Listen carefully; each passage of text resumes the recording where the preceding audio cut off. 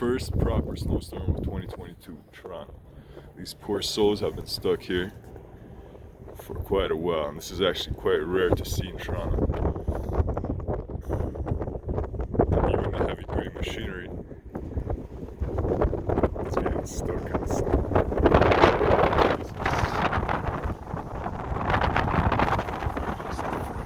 Tracks off ramp on the highway.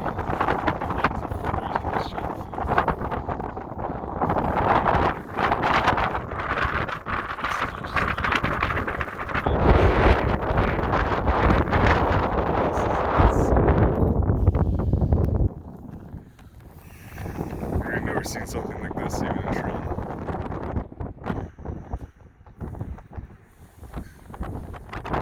Guy's driving on the wrong side of the road because he's the only guy that can get by. Rear-wheel drive construction, man. There you go. He's trying to get on the highway with Mad Dog. I don't know what he's doing. He's gonna freeze out before he can finish. Oh, no.